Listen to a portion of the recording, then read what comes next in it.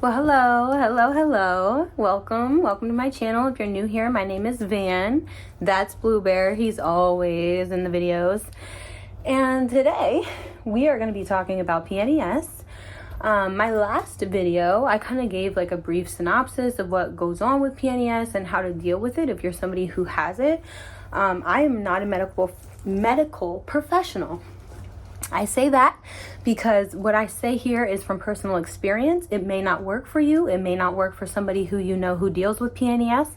And I cannot give medical advice. So I definitely recommend, if you think that you're dealing with PNES or you have been diagnosed with PNES, to continue to see medical professionals about this.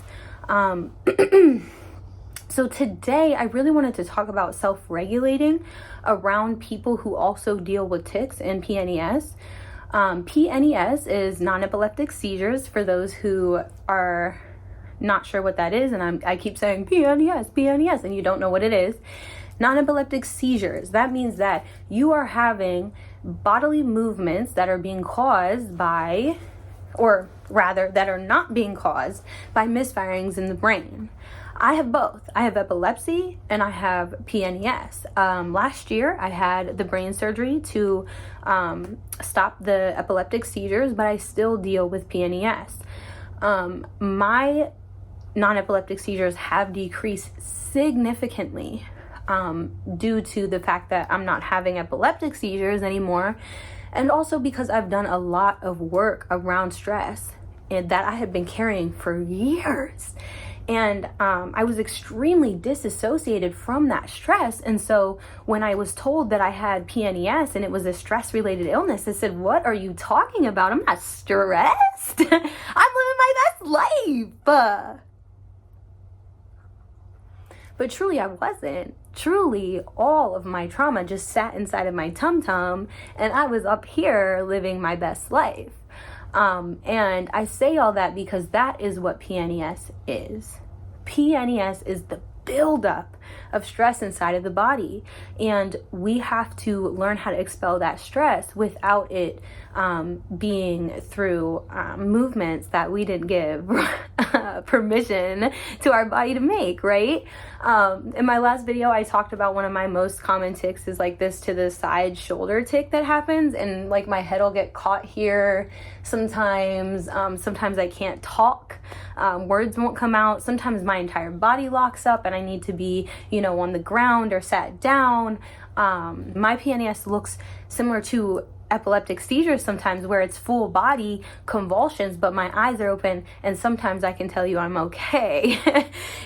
So for those of you who have PNES, all of that information was nothing new. I'm sure you've seen it, felt it, experienced it. For those who don't, just a quick synopsis of what my PNES looks like. Not everyone's looks like that. Some people have verbal tics. Some people experience where they cannot walk. I have had moments where I couldn't move my body completely, so I can definitely relate to that.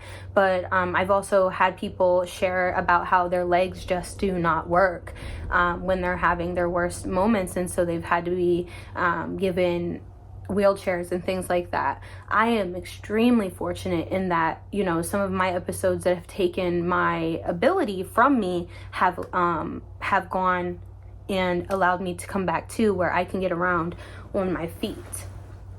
Now, all that said, the point of this video is really about how to manage those symptoms around somebody else who also has similar symptoms. We talked about how stress plays a role in it, right? So let's talk about what we can do.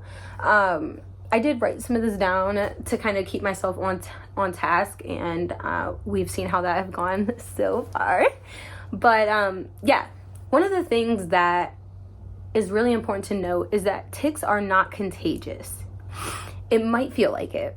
It might feel like the person beside you is doing movements that are very similar to yours, or that are uncontrollable for them, and in that way, like, you feel that that all of a sudden your body is feeling the same thing, and now we're mirroring each other. So you're having a tic, I'm having a tic, you're having a tic, I'm having a tic, because it just feels like we don't have any control over that. But that is actually not true. Our brain and our nervous system is just recognizing that that person is in fight or flight and having a stress pattern, and in that way our body says, uh-oh, should we be there too? Should we be scared too? Should we be doing actions too? And so we might start having tics as well, because we're experiencing somebody else's stress response, and in that way that can trigger our own. But it is not actually contagious. We can control I don't want to say we can control our PNES, because if you have it, it's not necessarily something you can control 100% of the time. We can try to manage. So what does that look like? If you're sitting next to somebody in a library who's ticking, or say you're in a homeless shelter and two people there at 8 o'clock at night, you guys got to get ready for bed, and they're experiencing non-epileptic seizures, and you're feeling like all of a sudden you are having a trigger because you're seeing it happen around you. What can we do? Well, we got to look away sometimes, right? And not to be rude, but if that person over there has PNES, then they know that you're looking away because you're being triggered as well. So say you're in a shared space and all of a sudden somebody else starts ticking, you might have to get up and leave to prevent yourself from going through that same stress response. Maybe you have to take your phone out and start watching a YouTube video, put your earphones in. Maybe you have to pull out your book. Maybe you have to pull out your journal and start talking about how stressed you are by the other person's body movements, and that you feel that yours need to come too. But it's not true. But we have to look away, because if we keep watching that body's stress response, it might tell us that it's time for ours as well. Another thing is we got to use our tools. So in the last video, I talked about some tools, some breathing exercises, some ways to pull your attention away from the other person. What are some things I can see? What are some things I can feel? What are some things I can touch? Smell. And that 5, 4, 3, 2, 1 method. Sometimes we really have to pull ourselves out of the room and into our bodies and tell ourselves that it's okay.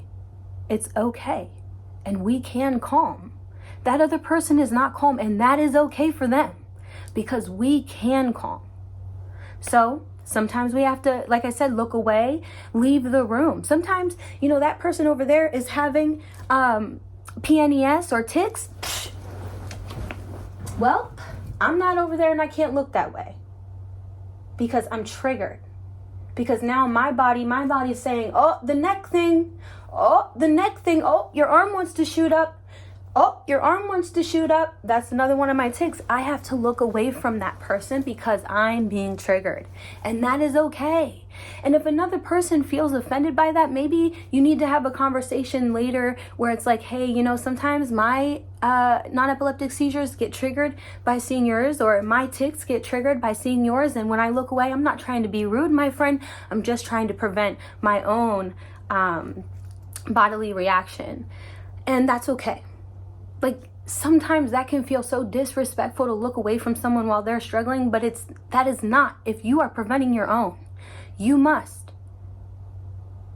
So, with that said, sometimes we have to talk to ourselves. Their tic is not my tic. Their tic is not my tic. My body is safe. They might not feel safe right now, but I am. I am safe right now. And it's okay to keep repeating that to ourselves.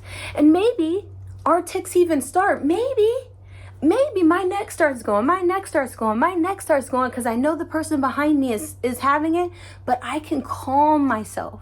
And I can do that while the other person can't. You know what I mean? It is okay. Sometimes we can feel guilty that, we struggle with the same thing, but we got to step up because we're doing a little bit better by healing or taking those extra coping mechanisms. But it is okay, my friend, that you focus on your own bodily health and your non-ticking, and that other person can focus on theirs. And we have to remove ourselves from their stress responses so that we can calm our own.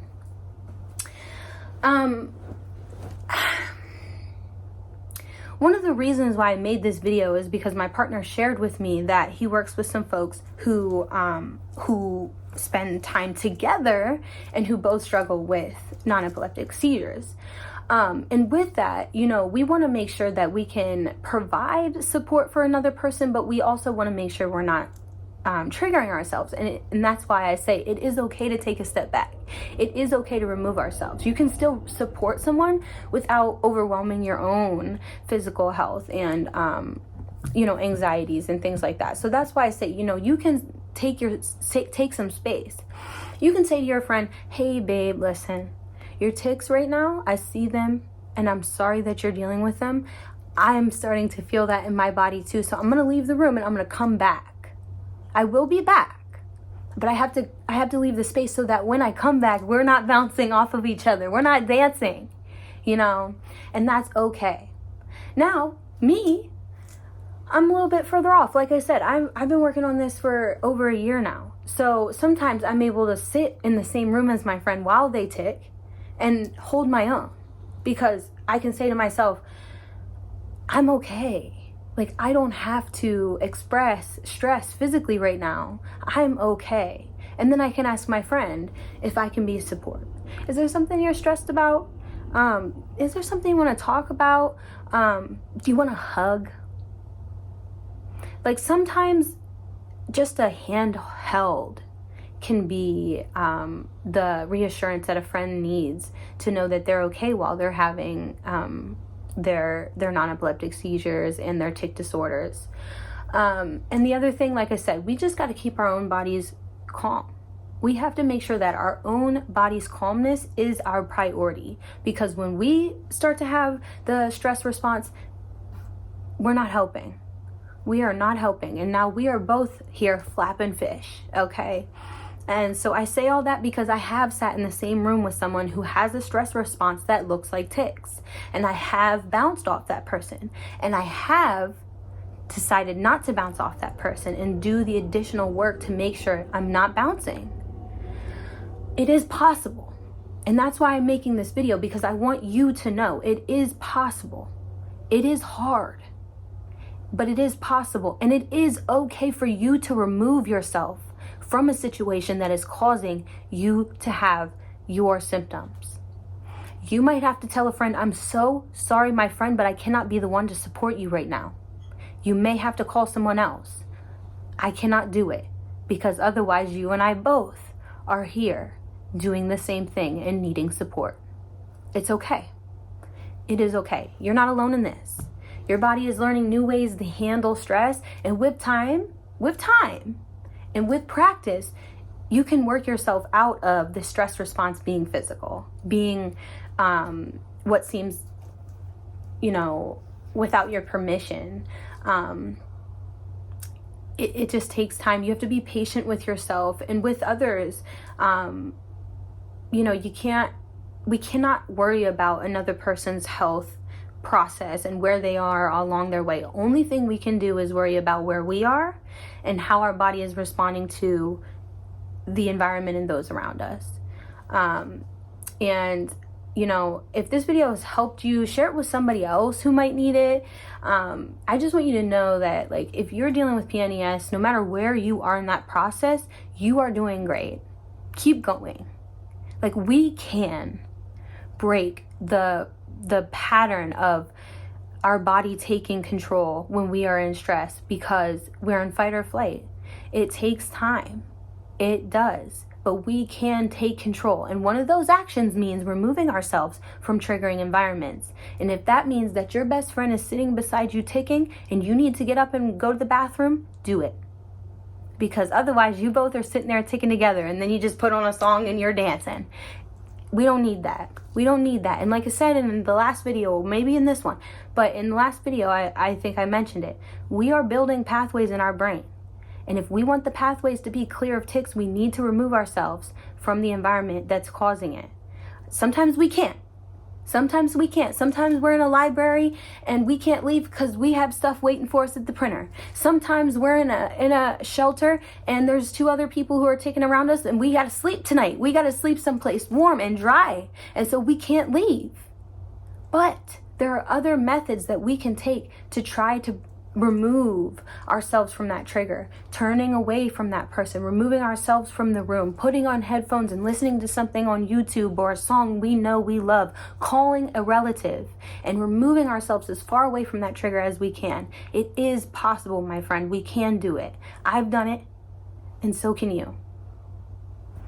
Alrighty, I hope you got something from this video, and I'm going to continue to make videos about PNES, and you know, I just hope that it's helpful, because, you know, this stuff's not easy to talk about. It's not easy to walk through the world with a non-visible disability and all of a sudden you're dancing. You know what I mean? People are like, what are you doing? And you have to explain, oh, I have a tic disorder. Like, it's not super easy, but we can do it. And I'm proud of you. Continue to do what you're doing. Just the fact that you watched this video, you are on your way to recovery. We got this. All right? See you next time.